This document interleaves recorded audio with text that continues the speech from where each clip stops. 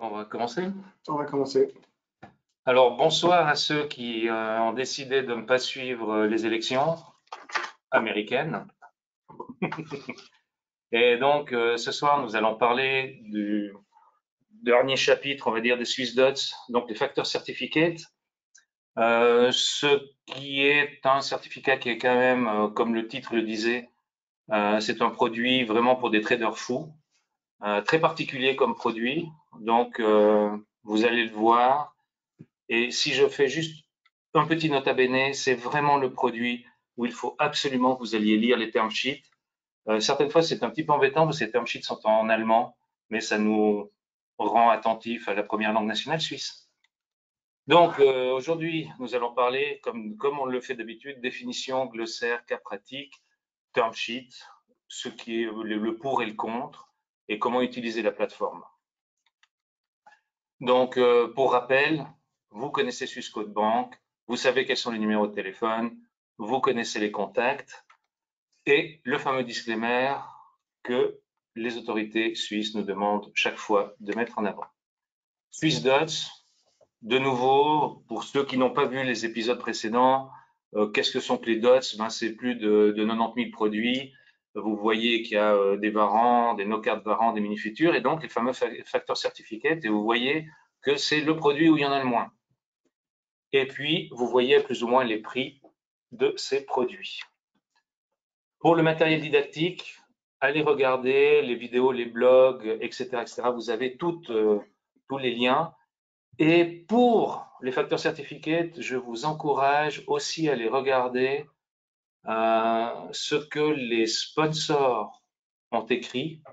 Moi, j'ai pas mal regardé aussi BNP Paribas et Vontobel. C'est une littérature qui est quand même importante. Je vous conseille d'aller la consulter aussi. Les DOTS, donc les Swiss Derivatives OTC pour Over the Counter Trading System. Donc, cette fameuse plateforme exclusive qui permet aux clients de Swissquote, parce qu'il faut vraiment être client de Swissquote, pour négocier justement ces plus de 90 000 produits que vous avez vus auparavant. Comment ouvrir un compte de trading chez Swissquote? Je pense que chacun d'entre vous le sait exactement. Donc, c'est toujours la même slide, hein, les quatre catégories de produits, donc les varants, les no-cards, les mini-futures, les facteurs certificates. Vous voyez que le facteur certificate, par rapport à l'effet de levier, donc c'est la première ligne, leverage, c'est le seul où c'est écrit constant. D'accord? Donc ce n'est pas un levier qui est variable. Est-ce que la volatilité affecte le prix de ce produit? Non. Est-ce que la maturité? Oui et non, mais c'est-à-dire elle n'est pas comme les varants limitée, elle est comme les comme les deux autres, c'est-à-dire les no-card varants et les mini-futures open-end, ce qui veut dire illimité à certaines conditions. Et puis, effectivement, est-ce qu'il y a des knockouts avec des prématures total loss? Non, bien que. Donc, facteur certificate, définition. Les facteurs certificates sont des titres qui possèdent un levier. Alors ça, on le sait. Donc, vous pouvez positionner à la hausse avec des certificats longs, à la baisse avec les shorts. En gros, c'est à peu près la même chose que vous pouvez trouver dans les options, que vous trouvez dans les varants, etc., etc. Donc, vous pouvez jouer le long ou le short. Par contre, vous n'allez pas pouvoir shorter un certificat long. Le principe est simple, comme je le disais, le facteur définit la puissance du levier. Donc, vous pouvez avoir des leviers qui vont de 2 à 15 fois. D'accord? Ça, c'est vraiment l'histoire du levier. Et comme il est constant, vous savez que lorsque vous achetez le produit, cet effet de levier sera constant. C'est toujours 15 fois. C'est pas 15 fois, puis après ça descend à 3 fois, ça monte à 20 fois. Non, ce sera toujours 15 si c'est écrit 15. Comment ça marche? Donc, vous avez vu dans les webinaires précédents un tout petit peu l'effet de levier des no-card varants et des mini-futures. Donc, ça change en fonction du temps, ça change avec le prix du sous-jacent et le prix d'exercice du produit, le fameux strike price. Mais c'est surtout qu'il change en fonction du temps. Ça, c'est très important, alors que, a priori, le facteur certificate ici, il est constant. Donc, ce levier est constant durant toute la durée de sa vie. Voilà pourquoi, dans la littérature anglo-saxonne, ils l'écrivent aussi le Constant Leverage Certificate. Mais excusez-moi, ça veut dire en gros que je fais le gars qui a des questions à poser. Hein. Mais la question, c'est de comprendre. Ça veut dire que si aujourd'hui, on a un levier de 10 fois sur un titre quelconque, ça veut dire que pour chaque variation d'1 franc sur le titre, le produit va être leveragé 15 fois. Le pourcentage, on le verra ensuite dans les exemples, mais effectivement, c'est-à-dire pour 1% de variation du titre, si vous avez 1% à la hausse, donc si vous avez un certificat long et que le levier est de 10, vous allez gagner 10%. Et inversement, vous allez en perdre 10 si le titre baisse. Si vous avez un certificat short, donc vous jouez la baisse, tant que ça baisse, ben, vous gagnez l'effet du levier à la baisse, et que si ça monte, vous perdez l'effet du levier à la hausse. Donc effectivement, et il reste constant. Donc, réponse à la question, si le prix du sous-jacent bouge de 1%, le prix d'un 5 fois long call, donc 5 fois c'est donc l'effet de levier, donc le facteur certificate augmentera de 5%. Inversement, non, c'est pas inversement, c'est si vous voulez jouer la baisse et si le prix du sous-jacent baisse de 1%, ben vous allez gagner 5%. Ça, c'est le short. Regardez bien, premier exemple, c'est un long, donc l'équivalent d'un call. Le deuxième, c'est un short, l'équivalent d'un put. Et là, c'est lorsque vous êtes détenteur de ce certificat. Si le prix d'exercice est atteint, c'est-à-dire c'est un prix d'exercice plus, vous allez voir justement à l'intérieur des term sheets, s'il y a des variations très très fortes à l'intérieur d'une journée de trading, effectivement, il va y avoir un côté stop. Donc, vous avez un facteur certificate qui va expirer. Ça, c'est le côté un tout petit peu tricky, c'est-à-dire que tant que ça va, mais il y a toujours un stop loss. Et le stop loss, en gros, c'est pas pour protéger le client, c'est pour protéger le market maker. C'est-à-dire que s'il y a des swings violents, plus 15 et moins 15% dans la journée, vous vous rendez compte, ça fait quand même un spread de 30%. Donc, pour éviter ce genre de situation, parce que quand ça baisse de 15, on sait qu'on n'est pas forcément sûr que ça va remonter de 15. Donc, effectivement, eux vont couper la perte parce qu'il faut comprendre que quand vous achetez ce genre de produit, il y a aussi le market maker qui prend un certain risque. Donc, lui, il a un book et il va vouloir couper son risque. Donc, effectivement, là, vous allez avoir une expiration soudaine. Donc, effectivement, vous pouvez perdre toute votre mise, mais contrairement à certains autres produits, d'accord, vous ne pouvez pas perdre plus que le montant investi. Ça, c'est un truc qui est pas mal. Parce que si vous prenez les options, ça c'est un autre produit, si vous shortez un put d'un sous-jacent qui vaut 100 et que le sous-jacent descend à 0, c'est pas que vous perdez plus que la mise vu que vous n'avez rien mis, mais vous avez surtout encaissé une prime et cette prime, où vous avez encaissé peut-être 10 000 francs suisses, peut se retrouver comme étant une perte d'1 million de francs suisses. Donc ça, c'est quelque chose de complètement différent que le facteur certificate. Bah, vous n'allez pas perdre plus que ce que vous allez mettre, comme en Varan d'ailleurs. L'échéance, alors on dit justement certificates sont des open-end, donc il n'y a pas de date d'expiration. Rappelez-vous, dans un Varan, vous allez dire bah, j'achète un Varan call ou un Varan put avec une échéance, admettons, fin de l'année. D'accord, décembre 2020. Donc là, vous savez que effectivement il y a une échéance. Dans le facteur certificate, il n'y en a pas. En gros, c'est un peu comme les mini-futurs, il n'y en a pas. Donc, pour revenir sur le glossaire que vous connaissez déjà, hein, donc le sous-jacent, c'est effectivement, vous allez acheter des facteurs certificates sur des titres, sur des indices, sur des matières premières. Si vous allez sur le site de Suisse Quote et dans les dots, et vous mettez 2300 pour regarder le genre de produit qu'il y a, vous allez trouver du DAX, vous allez trouver du Nasdaq, vous allez trouver du gaz naturel, de l'argent ou bien de l'action SAP.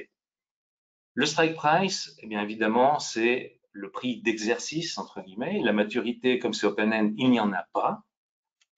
Le ratio multiplicateur, c'est-à-dire, rappelez-vous aussi, c'est que un certificat ne veut pas dire un sous-jacent. Donc, il y a un ratio qui dit, un peu comme dans les options d'ailleurs, combien de certificats faut-il pour pouvoir caractériser une action. Autrement, vous n'allez avoir qu'une partie de la hausse de l'action.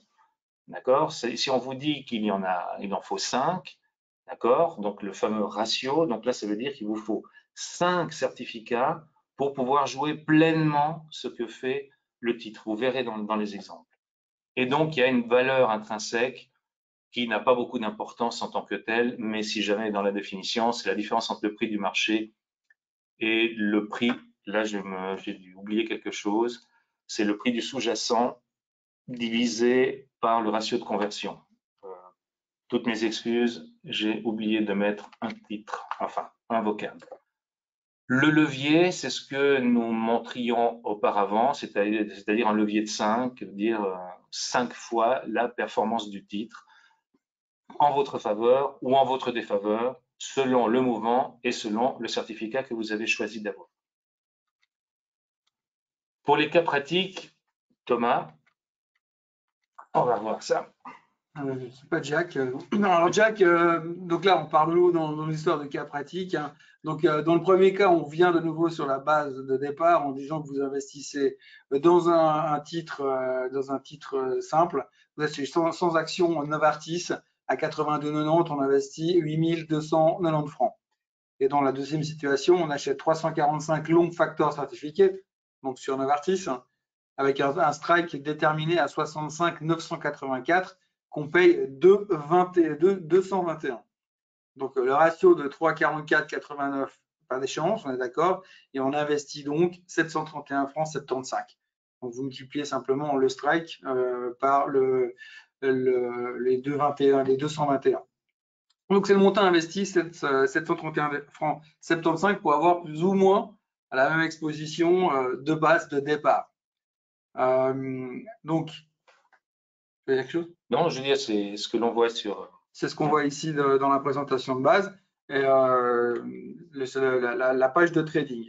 Donc, maintenant dans le concret, si Novartis augmente de 10%, eh bien, donc vous avez votre investissement de base de 8290 francs, vous gagnez 10%, donc 829 francs, et donc vous avez un gain de 829 francs sur l'opération. Par contre, sur le facteur certificate, par rapport au levier que vous aviez investi 2121 francs, vous avez un levier qui vous envoie en fait à un prix vous avez un gain net de 1060 dessus, donc profit 50%. Évidemment, en termes de pondération et de résultats nets, c'est beaucoup plus important. Et d'où l'intérêt du facteur certificate. Par contre, évidemment, comme dans toute situation, il y a des risques qu'on voit tout à fait dans les exemples suivants, puisque dans le cas où Novartis reste à zéro, ne bouge pas par rapport au prix de base dans l'investissement de 8290, donc sur notre prix d'achat, ben votre facteur certificate, il va ne pas bouger ou pratiquement pas. Vous n'avez ni perte ni gain. Par contre, il faut bien noter sûrement, c'est important, c'est seulement à très court terme. Il faut des mouvements forts dans le temps et il faudra tenir compte du cheminement historique et ça, on y reviendra plus loin. Dans le cas d'une baisse, et c'est là où on voit l'impact qui est différent, eh bien de nouveau, on reprend notre cas de 8290 francs investis. Une baisse de 10%, vous perdez 829 francs, c'est du grand classique. Par contre, sur vos 2121 francs investis, eh bien, vous perdez 50%. Pareil, de nouveau, il y a une notion de court terme. Et ça, c'est vraiment un truc important à bien comprendre sur ce type de produit. C'est que tout ce qui est facteur certifié, ça va très bien si vous avez une vision ultra court-termiste, mais n'essayez pas de monter des portefeuilles à long terme avec ce type de produit. Cas short, même réflexion sur Rush cette fois. Position sur Rush, on veut spéculer à la baisse du titre. Alors on achète un short ou un put factor certificate, ratio de 14,22 pour 100 actions, donc ça fait 1422 certificats. Là, vous avez les exemples qui existent, hein, c'est du concret. Ouais. Et voilà, vous avez les strikes déterminés ici, 406,92. La page de trading avec le ratio qu'on retrouve, enfin vous ne voyez pas mon doigt, mais enfin, le ratio qu'on retrouve dans la colonne du milieu à 14,22 et le prix d'exécution en bas à droite. Maintenant, le cheminement historique des cours. Oui, alors le cheminement historique des cours, c'est très embêtant de traduire en français ce qui est écrit très facilement en anglais. Mais donc, grosso modo, ce qui veut dire le cheminement historique des cours, c'est s'il y a beaucoup de volatilité dans un titre ou un sous-jacent, qui va passer un jour à plus 5%, le lendemain à moins 6%, après il remonte à plus 10%. Contrairement au fait d'avoir un titre qui va monter à la fin de la semaine de 10% et vous dites j'ai gagné 10%, en étant avec un facteur certificate, d'accord, qui joue le côté long, vous n'allez pas forcément gagner 10%. Donc, il faut toujours faire attention parce que ces facteurs certificates, le ratio de conversion, ça c'est une chose, et le prix d'exercice peuvent changer. Pourquoi ils peuvent changer? Parce que justement, les market makers, eux, refont un reassessment, on va dire ça comme ça, ils vont repricer le produit le lendemain. Donc, chaque jour, il va y avoir le prix qui va être recalculé. Dit comme ça n'a pas beaucoup de signification. L'exemple parlera beaucoup plus. Par contre, là, de nouveau, dans des exercices comme ça où on a l'impression que le produit est facile, il ne l'est pas. Donc vraiment, il faut regarder les formules qui sont dans le term sheet, ce qui revient à dire lisez vraiment le term sheet. Donc, pour que le facteur certificat soit profitable, il est important d'avoir une tendance claire des cours. Mais c'est une tendance claire des cours et à court terme. Parce qu'à très long terme, la tendance, justement, à cause de ce chemin historique, à cause de ce côté palier, fait que vous perdez la puissance de l'investissement. Donc, c'est pas évident. Donc, ce qui revient à dire qu'on devrait utiliser ce type de produit pour jouer un événement spécifique ou prendre un pari à extrêmement court terme, du style j'achète un certificat le mardi pour jouer l'élection américaine le mercredi en supposant qu'il y aura un président qui sera élu le mercredi matin. Alors, ça serait tout à fait, ça c'est oui, ça c'est un bon truc. Voilà. Et puis, bon, considérant qu'avec lui, on ne sait pas quand est-ce qu'il sera élu, c'est un peu embêtant. Mais c'est la même chose, parier sur des résultats d'une société. Voilà. Parce que si vous achetez un call ou un put, ça va être peut-être un petit peu plus compliqué, c'est un petit peu cher, et puis ouais, il y aura moins d'effet de levier d'une certaine façon. Par contre, alors ce qui est génial, c'est que si vous jouez, parce que là, pour le coup, c'est un jeu, hein, c'est un pari. C'est je parie que les résultats faut pas prendre, peut-être pas prendre Nestlé ou Roche, mais prendre un des titres parmi tous ces facteurs certifiés qui a le plus de swing. Là, quand je regardais aujourd'hui, il y avait pas mal de produits sur SAP. SAP, boîte d'IT, évidemment, s'il y a des revenus qui ne sont pas à la hauteur des attentes des analystes, ça peut perdre 8 à 10%. Alors imaginez si vous êtes détenteur d'un short facteur certifié. C'est un bon exemple. La semaine dernière, elle a perdu 30%. Voilà, 30%. Vous vous rendez compte si vous avez un levier de 10? Voilà. Donc, c'était ça. C'est donc le FC, c'est pas le F-session, c'est la performance des facteurs certifiés. Et donc, dû à la fois, c'est la tendance des cours, mais aussi la façon dont le cours est dessiné. C'est-à-dire que si c'est une droite qui monte tranquillement, tranquillement, tranquillement, ça c'est intéressant. Par contre, si c'est une droite qui monte un tout petit peu, qui descend pendant 3 jours, qui reprend un tout petit peu après, ça sera beaucoup plus difficile à calculer.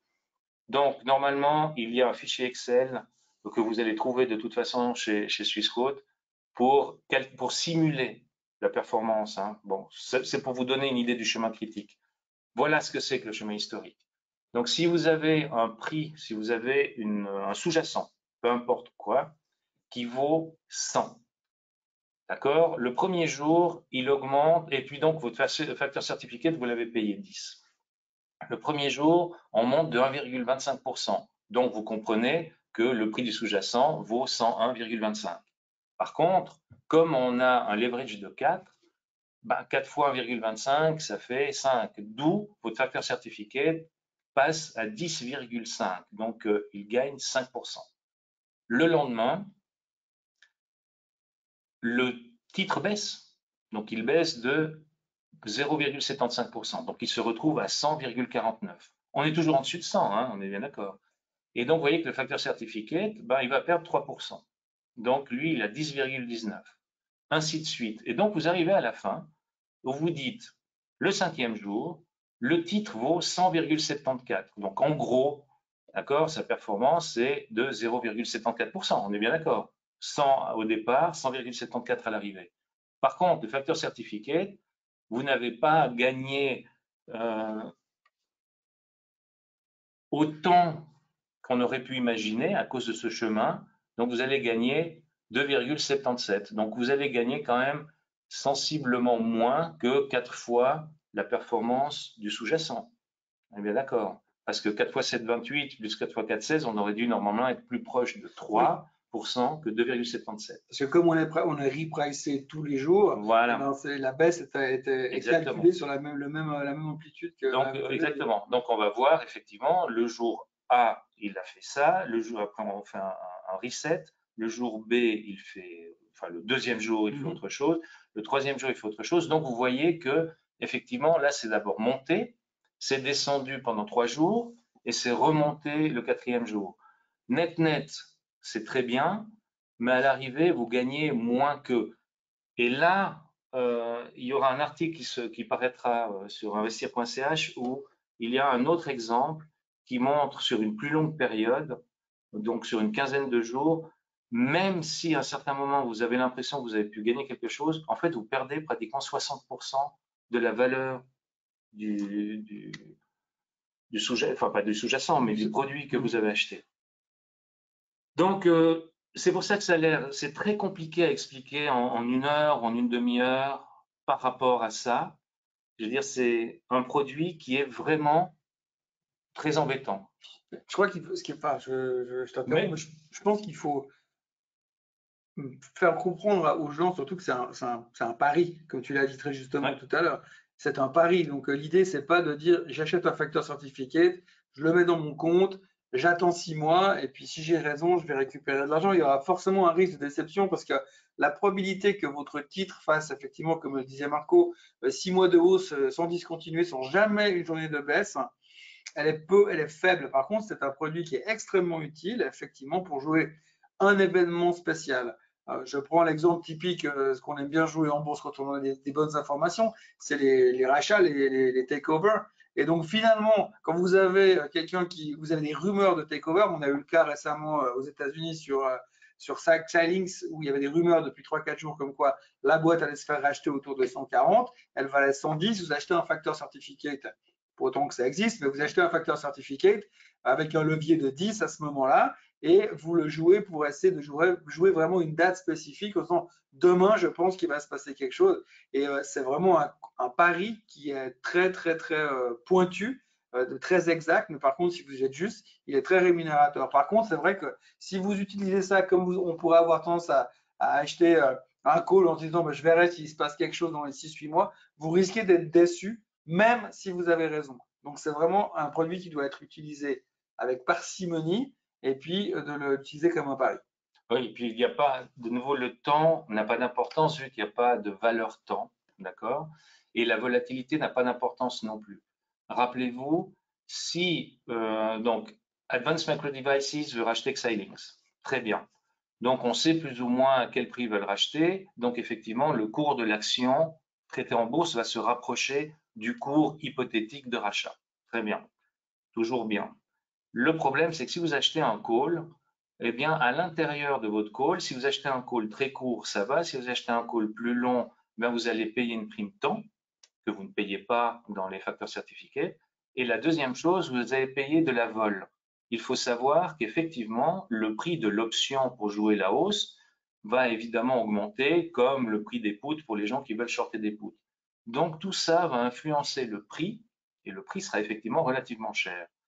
Alors que dans ce facteur certificate, vous avez un levier, vous avez un bid and ask, mais si vous achetez en début de séance, ben, il n'y aura pas d'autres marchés, ça sera le premier prix, le prix défini par le market maker.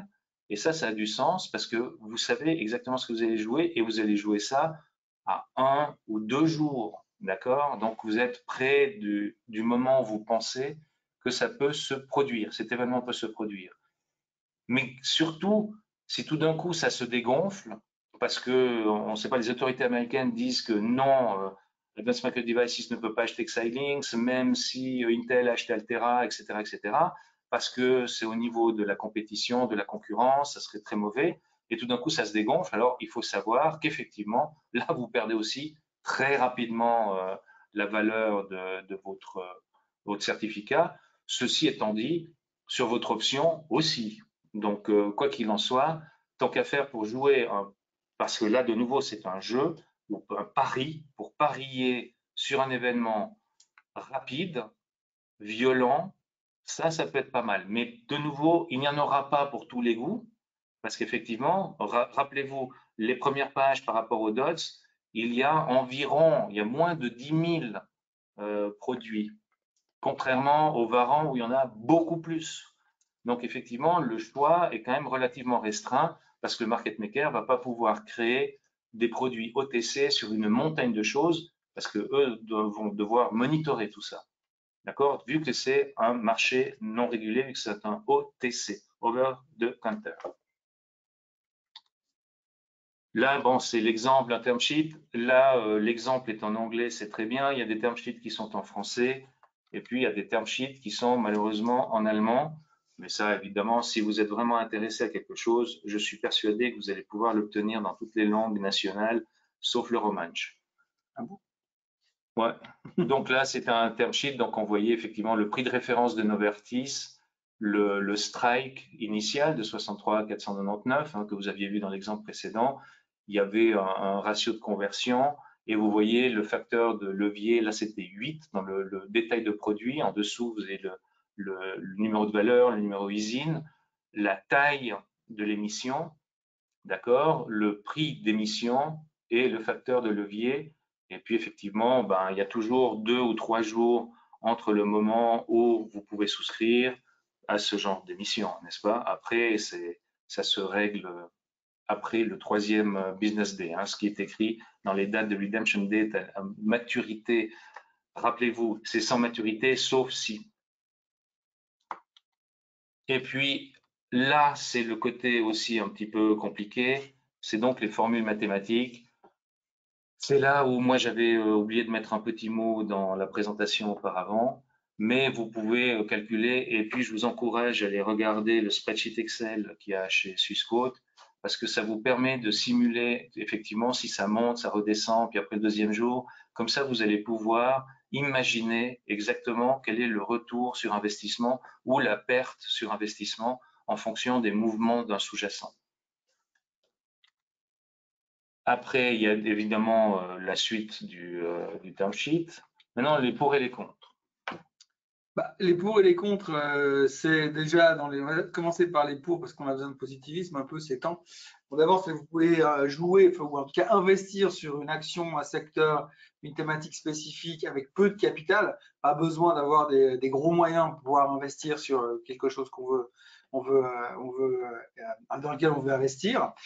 La deuxième chose également, c'est les pertes limitées. Donc, comme on l'a vu, vous ne pouvez pas perdre plus que ce que vous investissez. Donc, si aujourd'hui vous avez un pari, que vous avez envie de jouer comme ce banquier qui a parié 5 millions sur l'élection de Trump hier soir, eh bien, vous ne pouvez pas perdre plus que ce que vous allez mettre dedans. Donc, si vous mettez 1000 francs demain pour jouer un événement spécifique sur un titre spécifique, dans le pire des cas, vous perdez 1000 francs, mais pas plus. Donc, ça, c'est déjà une bonne nouvelle. Les rendements peuvent être potentiellement importants. Le levier est constant, comme on l'a vu par rapport à d'autres produits, on n'a pas cette variation, si on veut bien, parce qu'il y a des constantes à l'intérieur qui vont se rajouter et qui vont modifier finalement le levier. Là, on sait exactement ce qu'on a et sera toujours constant le même tout le temps. Et puis, il peut être, alors, il faut faire très attention. Ouais. Ça, c'est parce qu'on dit qu'il est utile pour la couverture de positions existantes. Alors, on ne va pas rentrer dans le débat du hedging parce que faire ça, le hedging est déjà compliqué en soi. Mais effectivement, si vous achetez un short pour couvrir votre portefeuille, je ne vais pas rentrer dans l'exemple classique, mais vous avez des Novartis en position et vous achetez un short factor certificate à la baisse, eh bien vous dites si jamais Novartis baisse, je vais au moins gagner sur le factor certificate. Mais encore une fois, faites attention parce que vous ne pouvez pas acheter votre factor certificate et le garder pendant 6 mois short en espérant réellement couvrir votre position.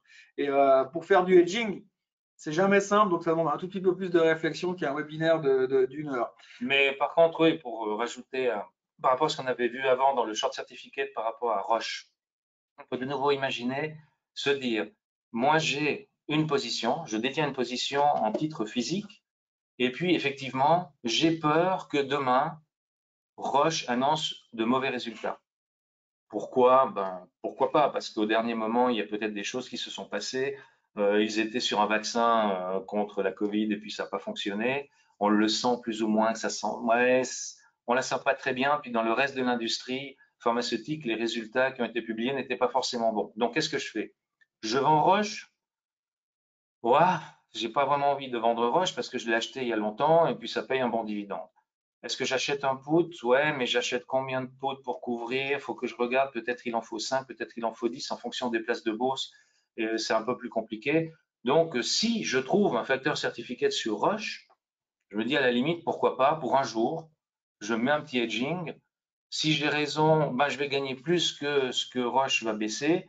Et si j'ai tort, c'est pas trop grave parce que je veux de toute façon garder cette position dans Roche. Donc, c'est pas trop grave parce que effectivement, les surprises à la hausse en général sont moins récompensées que les mauvaises surprises à la baisse. Mais c'est un pari. Complètement, mais c'est vrai que ça peut être très utile sur une journée. Vous achetez votre facteur certificate le mardi, il y a les publications de résultats le mercredi. Vous avez raison, vous encaissez le gain, vous avez tort, vous vendez votre position et vous aurez perdu la variation du cours, mais forcément peut-être pas grand-chose parce que peut-être que les résultats que vous craignez, eh bien, sont finalement pas trop mauvais. Et puis finalement, il ne se passe pas grand-chose. Donc vous avez simplement acheté une protection, un parachute momentané. Mais faites quand même attention dans l'utilisation du terme hedging sur le long terme. Dans les contres, évidemment, on a beaucoup parlé de ce chemin historique. C'est pas un concept forcément facile à comprendre, mais c'est important parce qu'effectivement, si vous avez un titre extrêmement volatile qui va dans tous les sens, un peu comme le S&P 500 depuis 2 jours, par exemple, eh bien, vous allez effectivement profiter des hausses, si c'est dans le cas d'un facteur certificate à la hausse, mais également vous allez cotiser à la baisse. Donc, si vous avez un titre qui fait beaucoup d'allers-retours comme ça sans arrêt ou un indice, eh bien, c'est pas évident. Et aujourd'hui, si vous me trouvez une action qui prend 5% tous les jours pendant 6 mois sans jamais baisser à aucun moment, je veux bien qu'on me donne les noms, mais si possible, il y a 6 mois en avant et pas aujourd'hui. Ou alors, à moins que ce soit une boîte américaine du type qui font des vélos d'intérieur comme Peloton ou des trucs comme ça. Mais voilà, il faut faire attention parce que le chemin historique sur ce genre de produit peut finalement, je ne dis pas vous coûter beaucoup, mais vous frustrer énormément par contre. Et tant qu'on n'a pas bien compris le concept de ce genre de choses, il faut faire quand même attention de ce côté-là. Donc, encore une fois, ça revient à ce qu'on dit depuis le début. C'est un produit extrêmement court-termiste qui vous permet de jouer une idée très court terme. Les pertes sur le contre, le niveau de stop loss est atteint, le produit expire immédiatement. Donc là, si vous êtes touché, c'est fini. Donc là, il n'y a pas de temps de réfléchir, c'est réglé. Il suffit d'une fois et c'est fini. Et puis, le ratio de convergence change tout le temps aussi. Et donc ça, c'est pas forcément facile à gérer. Mais voilà ce qu'on peut dire sur les pros et contre. Donc, en fait, si vous êtes intéressé à ce genre de produit, et j'espère que vous le serez pour jouer pour parier sur certains mouvements court terme, ça vaut vraiment la peine. Mais de nouveau, lisez vraiment le term sheet. Là, ça vaut vraiment la peine de le lire pour pas vous faire prendre par surprise. Et surtout, regardez bien effectivement sur la plateforme de trading, il y a aussi ce qui s'appelle le niveau de stop loss. Ça, c'est très important. Donc, c'est sur Swissquote, les DOS, les produits, effectivement, c'est le type de produit de 1300. Comme ça vous évite de scroller un peu partout et plus savoir où vous en êtes. C'est facile à trouver. Donc, comme vous le voyez sur cette page, moi je l'ai cherché évidemment en français, mais là c'est en anglais. Donc, undername all. Et puis surtout, le plus intéressant, c'est de vous dire, c'est le type de produit que vous voyez sur produit, type de produit 2300 Constant Certificate. Et là, vous voyez en bas de page, il y a des exemples. Vous voyez par exemple le short de Alphabet, mais le long aussi du gaz naturel, de Crédit Suisse en short, de chez Lufthansa. Et à côté, vous voyez, donc ce sont des types, soit des shorts, soit des longues. Et puis là, vous voyez des providers, par hasard, le premier c'est SocGen, puis tous les autres, VT pour Vontobel. Donc ceux-là sont plutôt écrits en allemand, les term sheets, donc faites attention. Donc vous voyez que c'est les Swiss Dots, évidemment. Comme ça, vous pouvez aussi scroller en disant, moi je veux regarder le provider que Goldman Sachs ou que UBS ou que Vontobel. Donc après 2300, et puis le derivative finder, le strike si ça vous intéresse. Puis ce qui est intéressant aussi, vous pouvez regarder les ratios, puis vous dire, moi je veux regarder que les produits qui ont entre 10 et 15 de ratio. Ensuite, vous avez la façon de passer l'ordre, d'accord? Donc, vous voyez, le buy, enfin, vous le savez, vous devez le savoir du moment où vous êtes client Swissquote. Et en tout cas, si vous devez travailler sur ce genre de produit, je vous encourage à bien regarder les masques pour passer les ordres, pour éviter de vous tromper, mais ceci est valable pour tout type d'ordre. En conclusion, C'est un produit avec un effet de levier qui est constant. L'effet volatilité n'a pas, ce qu'il faut comprendre, la volatilité n'a aucune importance dans le pricing de ce genre de produit. La volatilité a de l'importance, d'accord, par rapport au fait du chemin, ce fameux chemin. La maturité jusqu'au moment où il y a un stop loss, c'est open-end, donc non limité dans le temps. Et puis, effectivement, le knockout prémature total loss, knockout, oui, quand on parle de knockout variant mini futur, c'est un terme de vocabulaire, mais sachez que dans le factor certificate, vous avez aussi un stop loss, d'accord? Donc, vous pouvez revoir les webinaires et le dicton du jour de notre ami Goethe. Et ça résume bien les term sheets qu'il faut lire, c'est que l'intelligence est le levier avec lequel on remue le monde. C'est peut-être pas le cas par rapport à Donald Trump, mais du moins, ça peut l'être, en tout cas pour vous, surtout si vous lisez les term sheets, c'est très important. Je crois que c'est maintenant en conclusion de ce 4e webinaire qu'on fait là.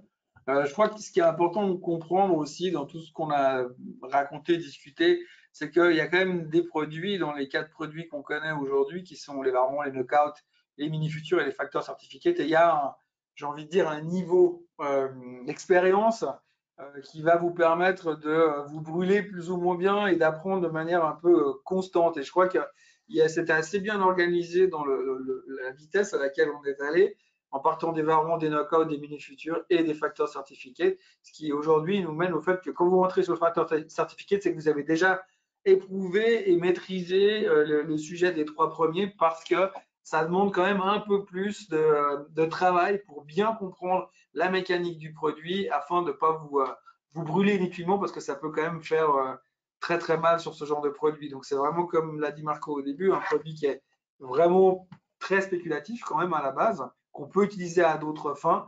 Mais si vous débutez là-dedans et si vous faites ça depuis pas très longtemps, commencez petit à petit et commencez pas immédiatement par ce type de produit à l'avenir. Voilà. Oui, et puis de nouveau, comme on le dit tout le temps, les term sheets, c'est important de les lire parce que c'est vous qui êtes seul responsable de vos investissements. Hein. C'est pas la faute de Fontobel ou de Swissquote si tout d'un coup quelque chose va mal. Donc sachez que ça, il faut le faire. Et puis, ça vaut vraiment la peine de prendre un petit peu de temps pour aller lire un peu ce qui est proposé, que ce soit par Swissquote himself ou bien par la littérature produite par les différents sponsors. Ça vaut la peine parce qu'ils vont vous montrer encore d'autres exemples qui seront beaucoup plus parlants que ce que nous avons montré ce soir, surtout dans les facteurs certificates, le fait que vous puissiez perdre de l'argent tout en ayant raison. Ça, il n'y a rien de plus frustrant. Donc ça, c'est intéressant de le savoir. Si vous aviez commencé par les options, vous pouvez savoir aussi que vous pouvez perdre de l'argent en ayant raison, parce que si vous avez pris un strike trop out of the money à la hausse ou à la baisse, et puis que le titre suit effectivement une tendance haussière, vous étiez long call, mais beaucoup trop loin en termes de strike, vous perdez de l'argent, vous aviez raison. Donc c'était mieux d'avoir le titre, par exemple. Donc on va retrouver ce même genre de caractéristiques dans les facteurs certificates. Donc celui-ci, c'est vraiment pour quelqu'un qui dit je veux, dans cette journée-là, je veux jouer tel mouvement, je regarde ce qui se passe, et puis je me fais plaisir. Et puis bon, je peux en prendre un ou deux ou trois ou quatre, hein, mais ce sont vraiment des paris, c'est une somme de paris. Et ça, c'est intéressant pour ceux qui veulent parier. Ceux qui veulent être dans un investissement plutôt, je construis mon portefeuille, je vais peut-être prendre des varants ou des knockouts varants, alors que le facteur certificate, celui qui en général prend un titre ou un varant, il sera peut-être un peu plus embêté là-dessus. Ce sera peut-être quelqu'un qui jouera du forex. C'est intéressant pour lui parce que c'est cet état d'esprit où tout bouge rapidement. En conclusion, c'est pas un produit que vous devez acheter dans votre portefeuille et puis partir 3 mois en vacances. Non. Ou en confinement, et vous dire on verra à la fin comment ça se produira. Donc c'est vraiment quelque chose voilà, faut faire attention. Il faut effectivement peut-être lire un peu plus que les autres qui des fois sont pas forcément déjà très très simples. D'ailleurs, on le voit très bien parce qu'on a eu très peu de questions en fait aujourd'hui. Mais j'ai quand même une question. Ah, voilà, les questions arrivent maintenant quoi. Alors, on attaque avec la première question. Si j'achète un factor certificate et que mon événement espéré arrive, je peux clôturer ma position sans problème et rapidement pour bénéficier de mon gain, car c'est un produit recommandé pour le court terme. Oui. Ben oui. Regardez d'ailleurs, il y a des bid and ask. Alors, cherchez bien vos produits, hein, parce que si vous achetez, comme je le disais en début de journée, ça c'est très bien. D'ailleurs, de toute façon, si le titre se casse la figure, il y aura des calculs qui vont se faire assez rapidement. Mais regardez bien, il y a le fameux stop loss qui peut arriver si un événement est très fort. Je veux dire, les 30% de baisse de SAP dans la journée, je vous assure que vous n'allez pas gagner, si vous aviez un levier de 10, vous n'allez pas gagner 30 fois 10. Hein. Oubliez, parce qu'il y a un stop à un certain moment où ils disent, les market makers, là on vous stoppe, donc vous gagnez de l'argent, vous stoppez, là c'est clair, là vous pouvez revendre. Mais il y a des bid and ask, et puis il faut demander un pricing à ces gens-là. Donc ça c'est jouable, tout à fait. Donc la réponse à la question, oui, vous pouvez prendre le bénéfice. La deuxième question, on sait souvent qu'une action baisse avant le détachement du dividende. Serait-ce une bonne stratégie de parier juste avant sur une baisse où cela est déjà pricé quelque part? Alors là, Non, alors là, c'est intéressant parce que sur les options, pour un certain type les options où c'est un calcul un peu plus scientifique, effectivement, eux tiennent compte des dividendes qui sont détachés. Par contre, là, vous pouvez jouer. Donc, effectivement, il y a des gens qui vont jouer à ça, mais pour jouer à ça, faut déjà savoir exactement quand est-ce que ça va être détaché, ou bien est-ce que le titre va baisser à l'annonce du dividende, parce qu'en général, on annonce le dividende et le dividende peut être détaché 2, 3, 4, 5 jours plus tard. Donc, à mon avis, le market maker, il est pas trop con et il va pricer. je crois que c'est surtout ça qu'il faut se dire parce que les coûts obvious qu'on peut trouver, enfin visibles et évidents qu'on peut trouver en bourse, il ne faut pas croire que personne n'y a pensé avant. Et ça, c'est valable pas uniquement pour les facteurs certificate, mais de dire je short le titre avant les détachements de dividendes parce que je vais gagner de l'argent. On y a tous pensé et c'est un petit peu plus complexe que ça. Donc, ne croyez pas que ce sont de genre de choses. C'est des choses trop faciles, trop évidentes. Généralement, ça finit toujours par se retourner contre vous. Et donc, dans ce genre de cas-là, effectivement, je crois que pour avoir été market maker pendant une période de ma vie, en général, on est assez bien calibré pour pas se laisser avoir entre guillemets dans ce genre de situation. Donc non, ce serait pas forcément une bonne stratégie. Ça veut pas dire que ça marchera jamais. Ça veut dire que vous vous exposez à beaucoup de dangers et de frustration. Oui, puis surtout que le pricing se fait le matin. Donc le matin, ils savent exactement quel est le coupon, enfin le coupon, pardon, le dividende. Donc ils vont striker en fonction de ce dividende qui sera détaché pendant la séance.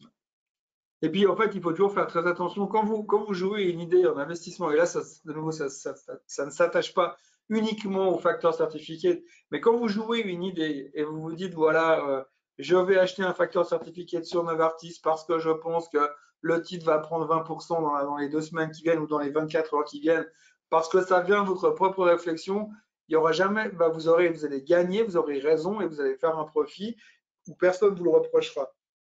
Quand vous commencez à essayer de vouloir gagner de l'argent en luttant contre le market maker, c'est pas une bonne idée. Non. Parce qu'ils sont plus forts que vous sur le long terme, donc il faut jouer, faire, il ne faut pas essayer d'utiliser les micro-failles quand il y en a dans le marché, parce qu'il faut savoir de nouveau dans la finance que les micro-failles, elles se ferment toujours. Et les possibilités d'arbitrage, elles se ferment toujours. Et j'ai des dizaines d'anecdotes à vous raconter où j'ai voulu faire le malin face à des market makers, et je peux vous dire que j'ai encore les cicatrices dans le dos. Donc, faut faire attention dans ce genre de réflexion. Voilà. Bon, bah, grosso modo, il n'y a plus de questions, visiblement. C'est plus touchy, hein, donc il y a moins de, il y a moins de questions. Donc voilà ce qu'on pouvait dire, je crois, sur les facteurs certificates.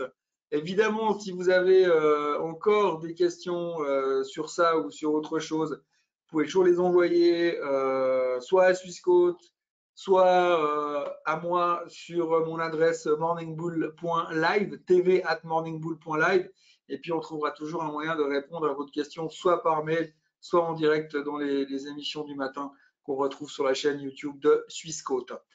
Voilà, je crois que c'est tout ce qu'on pouvait dire aujourd'hui. Et puis il y aura un article qui sera publié sur investir.ch et qui fera partie de ces articles sur les dots. Donc, je crois qu'on va tous retourner devant nos télés pour voir s'il y a des résultats qui ont avancé aux États-Unis, puisque visiblement, c'est le sujet de la journée. Et puis, on se retrouvera bientôt pour un prochain webinaire et une conversation informelle en direct de Zurich. Pas en direct, hein, mais depuis Zurich. Voilà, exactement. Très, très bonne soirée. Merci à tous. Ah, non, non. Oui, ah non, ok. Bah, merci à tous. Et puis, bah, on se retrouve bientôt, j'espère, sur ici même. Bonne soirée. Bye bye.